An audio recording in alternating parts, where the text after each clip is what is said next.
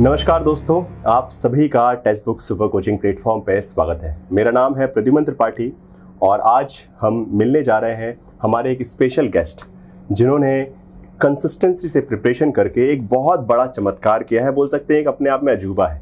जिस प्रकार का इस बार एग्जाम आया था, जून 2023 का क्वेश्चन पेपर कितना टफ था, उसके बावजूद भी जो उनकी प्रिपरेशन का स्ट्रेटेजी थी, जो उन्होंने तैयारी का तरीका चुना, वो अपने आप में इतना बेहतर था कि पहली ही बार में जेआरएफ क्रैक किया है। सो मैं मिलवाता हूं आपको प्रभास शर्मा से। सो प्रभास जी, सबसे पहले कांग्रेचुलेशंस, फर्स्ट अटेम्प्ट में जेआरएफ निकाला है आपने, और वो भी 99.5 परसेंटाइल के साथ में। So again it's a huge thing, specially पहली बार में इतना अच्छा स्कोर देना और इतने टफ एग्जाम में, जो कि अपने आप में मैं बोल सकता हूँ कि यूजी सेनेट के जितने भी अभी तक एग्जाम हुए हैं, जिस टाइप का पेपर इस बार पॉलिटिकल साइंस का आया था, तो it's a huge success. So congratulations for that. And सबसे पहले मैं आपसे रिक्वेस्ट करूँगा कि अपने बारे में, कि आपका एजुकेशनल बैकग्राउंड क्या है, कहाँ से आप बिलोंग करते हैं, और जो भी थोड़ा बहुत अपने बारे में इंट्रोडक्शन आप देना चाहते हैं हमारे व्यूअर्स को जरूर दीजिए। सबसे पहले थैंक यू सर, और ये अपॉर्चुनिटी देने के लिए मुझे। मेरा नाम प्रभात शर्मा है, मैं झारखंड से बिलोंग करता हूँ, गोड्डा डिस्ट्रिक्ट से। मेरी ग्रेजुएशन मगध यूनिवर्सिटी बिहार से हुई है। उसके बाद मैंने मास्टर्स जेएनयू से इसी जुलाई में कंप्लीट किया है, और ये मेरा फर्स्ट अटेम्प्ट था। क्या बात है। तो मतलब जेएनयू से मास्टर्स करते करते कंप्लीट हुआ और जेआरएफ भी हो गया। सो मेरे हिसाब से आपका जो एकेडमिक करियर का जो रास्ता है बिल्कुल साफ क्लियर है। अब आपको पीएचडी करनी है और अपने कहीं पे जाके मस्त असिस्टेंट प्रोफेसर बन के। सो बहुत अच्छी बात है। और जेएनयू से मेरे आपसे, अब जेएनयू का जो बैकग्राउंड है, आपका एजुकेशनल बैकग्राउंड भी आपका बहुत अच्छा, मतलब जेएनयू से आप पीजी कर रहे हैं तो ऑटोमेटिकली आपका जो लेवल है, और वही मुझे लगता है एक बहुत अच्छा इंपैक्टफुल कारण है, बिकॉज हर स्टूडेंट के लिए इतना पॉसिबल नहीं होता है कि पहले अटेम्प्ट में एग्जाम को क्रैक करना। So I guess JNU would be one of the major source की जो इंटेलेक्चुअलिटी जो है, आपका एकेडमिक जो कॉन्सेप्चुअल क्लियरिटी है, वो कहीं ना कहीं जेएनयू का उसका बहुत बड़ा इंपैक्ट है। और ऑब्वियसली आपका ग्रेजुएशन के टाइम में भी अच्छी यूनिवर्सिटीज आपने पढ़ा है। सो अगर हम बात करेंगे यूजुअली लाइक जो, जैसे कि आज की हमारे इस वीडियो का ऑब्जेक्टिव है कि फर्स्ट अटेम्प्ट में आपने क्रैक किया, अपने आप में बहुत अद्भुत बात है। सो ऐसी क्या स्ट्रेटजी आपने फॉलो की थी प्रिपरेशन के वक्त, किन किन चीज़ों का आप ध्यान दे रहे थे, जो आप हमारे व्यूअर्स को बता सकें तो उनको भी कुछ फायदा हो, वो भी शायद तक फर्स्ट अटेम्प्ट में एग्जाम को निकाल सके, बिकॉज सबका सपना होता है कि पहली बार में क्रैक हो जाए तो अच्छी बात है। सो क्या आपने किया, क्या नहीं किया, वो थोड़ा बताइए। सबसे पहले तो मैं यही बोलना चाहूँगा कि आई थिंक हर स्टूडेंट का स्ट्रैटेजी अलग होता है। Definitely. तो अगर कोई स्टूडेंट, आप लोग जो देख रहे हैं, आप लोग ये सोचो कि कोई भी यहाँ पे बैठा हुआ है, यहाँ पे मेरे जगह कोई और भी होगा, तो आप उसको डिट्टो कॉपी करना चाहोगे, उसको अप्लाई करना चाहोगे, तो वो आई थिंक नहीं हो सकता, वो डिजास्टर है, गलत है, गलत तरीका है। वो सबके अपने अपने पोटेंशियल से, वीक से सब होता है। तो फॉर एग्जाम्पल, खासकर मेरा पॉलिटिकल साइंस था, तो आई थिंक पॉलिटिकल साइंस में मुझे उतना नहीं देना पड़ा, बिकॉज जब मैंने जेएनयू की प्रिपरेशन की थी एंट्रेंस की, तो आई थिंक उस समय ही हेल्प मिल गया था। तो अभी मुझे, हाँ, ऐसा नहीं है कि कुछ नहीं करना पड़ा, कंसेप्चुअल क्लैरिटी पूरी है, ऐसा बिल्कुल नहीं है, बट दूसरों के कंपैरिजन थोड़ा सा कम करना पड़ा। मुझे दिक्कत जो आ रही थी मेजर, वो थी पेपर 1 में, because paper 1 was something totally new. उसमें जो यूनिट्स होते हैं, कभी पढ़ाने, teaching aptitude, people development environment, communication, सब कुछ नया, और इतना फैक्चुअल और इतना थियोरेटिकल, मतलब रिसर्च एप्टीट्यूड, टीचिंग एप्टीट्यूड में तो बहुत सारी चीजें चली आती हैं वैसे। और प्लस वो, टू बी वेरी ऑनेस्ट, वो बहुत बोरिंग है। तो ऑब्वियसली आर्ट साइड के स्टूडेंट्स को लगता है क्यों ही दे रहे हैं पेपर, मतलब ये बट ठीक है, देना है, it's a part of the scheme. तो सबसे पहले मैंने जो मार्च वाला जो पेपर हुआ था, तो उसको मैंने घर पे बैठ के दिया, कि बिना पढ़े कि क्या होता है, कितना आता है, कुछ बनता है या नहीं बनता है। तो मैंने 29 या 30 स्कोर किया था उसमें। अच्छा, मतलब खुद से क्वेश्चन पेपर निकाल के आपने क्वेश्चन पेपर बनाया, पढ़ा नहीं था कुछ। तो वाज लाइक कि हाँ ठीक आ रहा है, मतलब पढ़ के थोड़ा बहुत 5-6 नंबर अगर इसमें इंक्रीज हो जाते हैं तो फिर मतलब वो हेल्प करेगा। बट प्रॉब्लम मुझे तब आई कि मैंने, आई थिंक मार्केट में वो बुक आती है केवीएस मदान की, तो मैंने वो निकाली। एक तो वो इतनी हैवी बुक है, तो मैंने उसमें पहला जो यूनिट है टीचिंग एप्टीट्यूड को पढ़ा, मैंने पढ़ा, और जब मैं उसका क्वेश्चंस करने गया, I think more than 80% questions फिर भी नहीं बन रहे थे। अच्छा, तो आई थिंक वो मेरे लिए सबसे बड़ा सेटबैक था, क्योंकि एग्जाम्स तो नज़दीक था, 2 महीने का भी टाइम नहीं था, और साथ साथ और भी चीज़ें लाइंड अप थी, क्योंकि 15th को यूजीसी नेट का पेपर था, और 16 से मेरे एंड सेमेस्टर्स चालू थे, और 24th को पीएचडी एंट्रेंस था। तो 3 चीज़ें लाइंड अप होने के कारण ये सब प्रॉब्लम आ रही थी। आई वाज लाइक कि यार इतना इनपुट दिया, आउटपुट तो आ नहीं रहा है। तो इतना पढ़ा, और फिर मैंने YouTube वीडियोस की तरफ स्विच किया, क्योंकि सोचा बुक तो हो नहीं पाएगा, बुक से कोई मिल नहीं रहा है। तो मैं YouTube वीडियो से अलग अलग टेक्स्ट बुक के टीचर्स, प्रीति मैम खासकर पेपर 1 के लिए, और भी टीचर्स हैं, उनका देखा लेक्चर। फिर मैंने पेपर अटेम्प्ट किया, फिर भी कुछ खास इंप्रूवमेंट हुआ नहीं। फिर भी मैं टेक्स्ट बुक के जो मॉक्स दे रहा था तो उसमें 31 32 यही आ रहे थे। मतलब मैंने 4 मॉक्स, आई थिंक 4-5 मॉक्स दिए होंगे पेपर 1 के, तो उसमें लगातार 31 32 आ रहे थे। तो मतलब वो मेरे लिए सबसे बड़ा डिमोटिवेटिंग फैक्टर था कि यार इसमें तो JRF तो होगा नहीं। मतलब खासकर पेपर 2 मतलब कि खासकर मार्च में जो पेपर आया था वो मैंने दिया था, तो उसमें भी 65-70 आ रहे हैं। तो अगर आप पेपर 1 में कम स्कोर कर रहे हो तो पेपर 2 में 75-80 चाहिए, जो कि बहुत रिस्की है वो। तो मैंने छोड़ दिया। मतलब ठीक है 30-31 आ रहे हैं, एंड थैंक गॉड इसमें आई थिंक कुछ लक फैक्टर भी होता है। आई थिंक मेरे शिफ्ट में पेपर 1 ईजी आया था, आई वुड से, और मुझे 36 आ गए पेपर 1 में एग्जाम में। तो हाँ, तो आई मीन आप लोग क्या कर सकते हो, मतलब मेरा जो स्ट्रैटेजी यही था कि पेपर में जैसे 10 यूनिट्स हैं, तो सब यूनिट्स पे आप जितना इनपुट दोगे सब में इक्वली आउटपुट नहीं आएगा। For example people development, environment, ICT, ये सब ऐसे टॉपिक से कुछ भी क्वेश्चन आ सकता है। हर क्वेश्चन अलग होगा, हर क्वेश्चन अलग हो सकता है। तो आप कितना भी प्रिपेयर कर लो, यू कैन नॉट से विद श्योरिटी कि आप करंट अफेयर भी उसमें ऐड हो जाता है। पीपल डेवलपमेंट में, हायर एजुकेशन में करंट अफेयर ऑटोमेटिक, ICT में भी करंट अफेयर्स आ जाता है। तो उसका मतलब जो स्कोप है बहुत बड़ा है वो अपने आप में। बट मेरे आपसे कंपैरेटिवली रिसर्च एप्टीट्यूड को देखिए अगर हम, तो उसमें लिमिटेड थ्योरी है। अगर वो पढ़ लिया मतलब वो पढ़ लिया, वो क्वेश्चन बनेगा मेरे हिसाब से। तो मैं भी कहना चाहता हूँ कि वो इतने ब्रॉड टॉपिक्स है, आप उसको कवर कर ही नहीं सकते।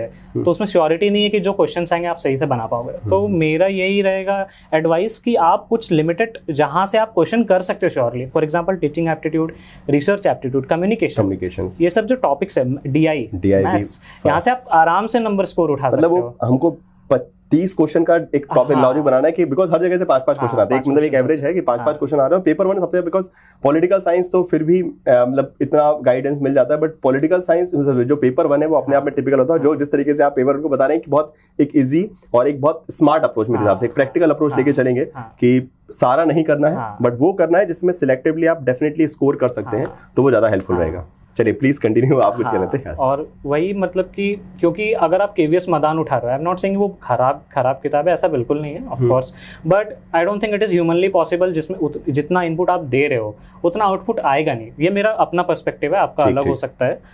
तो आई वुड से कि rather than relying on the book, you can rely on PYQ.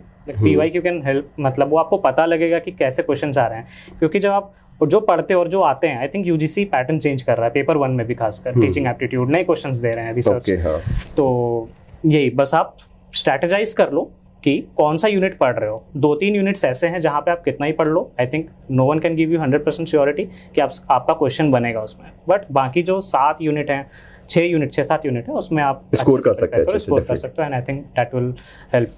सो मतलब मेरे आपसे एक स्मार्ट स्ट्रेटेजी होना बहुत जरूरी है पेपर उनको, अगर आप अच्छा स्कोर करना चाहते हैं, बिकॉज वो मैटर करेगा कि, और बहुत अच्छा पॉइंट लाइक मेरे हिसाब से कॉम्पिटिटिव एग्जाम के लिए, किसी भी कॉम्पिटिटिव एग्जाम के स्टूडेंट को रखना चाहिए कि you need to be very smart about your strategy. It's not about just hard work, you need to go for a smart work. आपको स्मार्टली पिक करना है कहाँ से मैं क्वेश्चन मार्क्स चुरा सकता हूँ। ठीक है, अगर वो अप्रोच रहेगा, सो कैसा ही पेपर आएगा, you are already well prepared कि ठीक है, बिकॉज कुछ ना कुछ एरियाज आपके वीक रहेंगे। बहुत अच्छे से प्रभात ने बोला कि ऐसा नहीं है कि जो स्ट्रेटेजी उन्होंने फॉलो किया एग्जैक्टली आपको अप्लाई होगी, बट आपको अपना खुद का इवैल्यूएशन करना है, प्रीवियस ईयर क्वेश्चंस को लगा के देखना है और उसको समझना है कि अच्छा मैं कहाँ पे मेरी स्ट्रेंथ से वीकनेसेस है, कहाँ पे मैं बेटर परफॉर्म कर सकता हूँ, कहाँ पे नहीं कर सकता हूँ, और उस हिसाब से उन चीजों पे ज्यादा फोकस कीजिए जहाँ पे आपको गारंटी है कि हाँ यहाँ पे मार्क्स मैं लेके आ ही जाऊंगा किसी भी हाल में। सो वो आपको मेरे हिसाब से अच्छा स्कोर लाने में हेल्प करेंगे।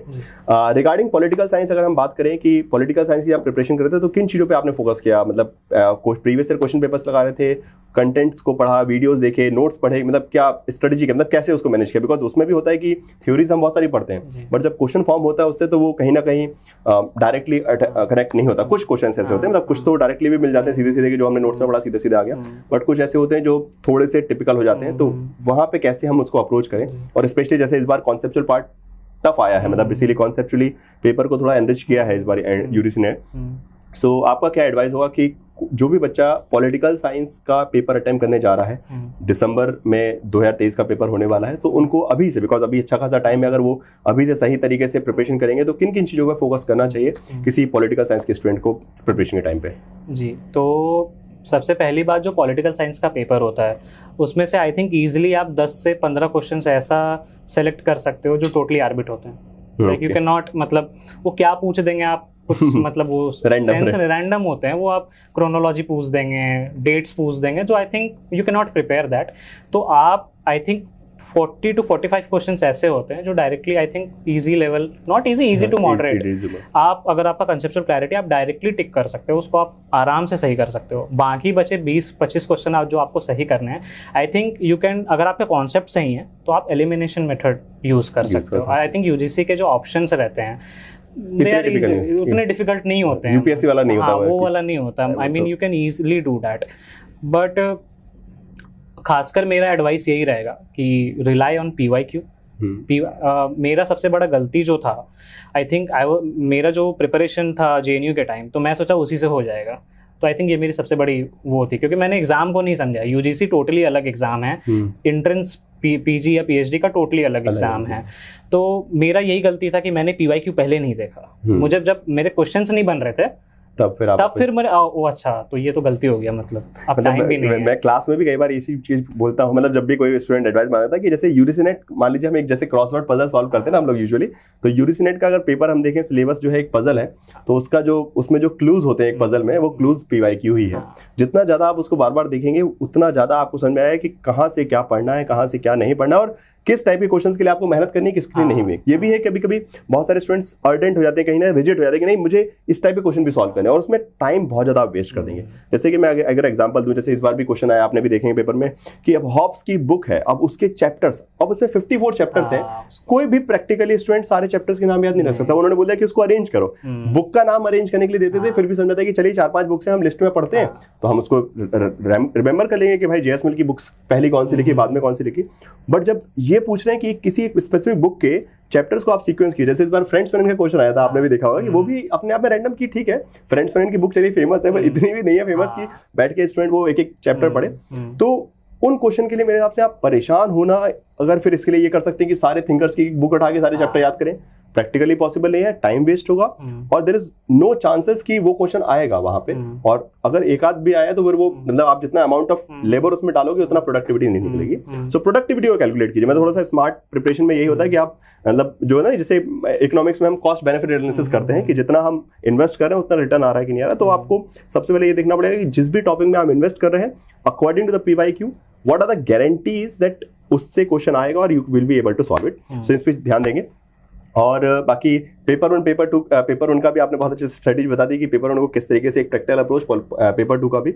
लास्ट में बस यही पूछना चाहूंगा आपसे कि सक्सेस आपको मिली है, पहली बार में JRF आपने किया है, और आगे अब किस रास्ते पे चलना चाहते हैं, क्या सोचा है? जी, आगे तो मेरा एकेडमिक्स है, मुझे एकेडमिक्स में जाना है, PhD। सो PhD JNU से ये करना, प्रेफरेंस JNU है, प्रेफरेंस JNU अभी हैदराबाद का दिया है एंट्रेंस। अच्छा, चलिए, तो उसके लिए बहुत बहुत शुभकामनाएं आपको। डेफिनेटली मैं चाहूंगा कि आगे आपका जो एकेडमिक कैरियर है बहुत अच्छा बिल्डअप हो, आने वाले वक्त में आपकी कुछ बुक्स, कुछ रिसर्च हम लोग डेफिनेटली पढ़ें और बहुत सारे स्टूडेंट्स से इंस्पायर हो। कभी यूजीसी उसका क्वेश्चन ही बनाए, जैसे इस बार राहुल मुखर्जी का क्वेश्चन आया है, तो किसी दिन प्रभास शर्मा की किसी किताब का फिर आर्टिकल का क्वेश्चन आए तो अच्छा लगेगा। और बाकी लास्ट में बस ये है कि आप अपनी इस जर्नी का क्रेडिट जो है किसको देना चाहेंगे, अपने फैमिली, फ्रेंड्स, टीचर, जिसको भी, जो जिनके बारे में भी आप बोलना चाहते हैं, और आखिरी में कुछ मोटिवेशन अगर बात है तो बिल्कुल डेफिनेटली। जी, आई थिंक सबसे बड़ा क्रेडिट इसमें बोलने का कोई बात नहीं, ऑफ कोर्स माँ बाप को जाता है, वो नहीं होते तो मैं यहाँ नहीं होता, और खासकर मेरे कुछ दोस्त हैं उनको भी जाता है, क्योंकि मेरा प्रिपरेशन जो था वो 1-2 महीने का टाइम का ड्यूरेशन का रहा था। तो ऑफ कोर्स बात है, अकेले कर पाना अगर मैं बोलूंगा तो वो आई थिंक नाइंसाफी होगी खुद से भी और दूसरे आप लोग जो सुन रहे हैं उनसे भी। मेरे कुछ दोस्त से तो हम लोग क्या करते थे, ग्रुप स्टडी किया करते थे। अगर कम्युनिकेशन मैं नहीं करा तो वो कर रहे, वो नोट्स बना के मुझे दे देंगे, तो मुझे पढ़ना नहीं पड़ेगा, तो 5 पेज का I think I can easily do that. तो उस टाइप से मतलब आप लोग एक दूसरे का हेल्प से ले सकते हो। ऑल्सो मोटिवेशन के सेंस में यही बोलूँगा कि अगर मैं कर सकता हूँ तो आप भी कर सकते हो, क्योंकि मैं खुद एक स्टूडेंट हूँ, आप भी जो देख रहे हो आप भी वो स्टूडेंट हो। आज मैं यहाँ हूँ, कल आप भी यहाँ आओगे, तो yes you can easily do it. Tough नहीं है एग्जाम, हाँ ऐसा नहीं बोलूँगा कि एकदम बच्चे का खेल है कि आप निकाल लोगे, बट नहीं, बट थोड़ा बहुत आप स्मार्ट वर्क करो, हो जाएगा। 1 बार में नहीं, 2 बार में नहीं, 3 बार में हो जाएगा यार, मतलब बस डिमोटिवेट नहीं होना है। और ऑफ कोर्स मेरा फर्स्ट टाइम में हो गया, तो आई थिंक एडवांटेज से सबसे बड़ा डिसएडवांटेज ये है कि आप मेरी वीडियो से उतना कुछ सीख नहीं सकते। अगर फॉर एग्जांपल मेरे जगह कोई और होता जिसका 4 या 4th या 5th अटेम्प्ट में होता है, लर्निंग ज्यादा हो जाती है, उससे आप ज्यादा सीख सकते हो। Mohr failure and more learning वाला कॉन्सेप्ट है। क्योंकि मुझे उतना नहीं क्योंकि ऑफ कोर्स अब बात है, मैंने जब एग्जाम दिया तो मुझे नहीं लगा कि JRF होगा, जिस हिसाब से मेरा पेपर गया था। बट अगेन टफ पेपर था, कट ऑफ काफी नीचे चले गए, तो फिर JRF हो गया। बट हाँ, यही कहना चाहूंगा कि जो स्टूडेंट्स खासकर जो 2 बार 3 बार दे रहे हैं, आई थिंक वो ज़्यादा लर्नेड है मेरे से ऑफ कोर्स, एंड उनसे आप बहुत कुछ सीख सकते हैं कि कहाँ पे क्या गलती नहीं करनी है, यही कहना चाहूँगा। चलिए, थैंक यू प्रभात, आपने वक्त दिया, आप टेक्स्ट बुक प्लेटफॉर्म पे आए, बहुत अच्छा लगा आपसे मिलकर। और जो भी आपने जितना भी आपका बिकॉज आपका जो बोलते हैं टाइम स्पेन है जो आपने JRF एग्जाम में स्पेंड किया प्रिपरेशन में, वो थोड़ा कम है, उस हिसाब से फिर भी आपको सक्सेस मिली। That is the important thing कि आप पहली बार में आपने एग्जाम क्रैक किया है, और जो भी आपने गाइडेंस दिया उसके लिए बहुत बहुत थैंक यू। एंड इसी तरीके से आप लोग टेक्स्ट बुक प्लेटफॉर्म पे जुड़े रहिए। बहुत सारे जो भी सक्सेसफुल कैंडिडेट्स हैं उनकी अलग अलग इंस्पायरिंग जर्नी आपको लाते रहेंगे, आपको मोटिवेट करते रहेंगे, जिससे आप पढ़ाई के साथ साथ आपका जो कंसिस्टेंसी है बने रहे, आपकी जो एक जिद है इस एग्जाम को क्रैक करने की वो बने रहे। तो text book super coaching platform पे जुड़े रहिएगा। इस वीडियो को लाइक भी कीजिएगा, अपने दोस्तों को शेयर भी कीजिएगा, जिससे वो भी फर्स्ट अटेम्प्ट में एग्जाम कैसे क्रैक किया जाए वो सीख सकें। ठीक है, थैंक यू सो मच।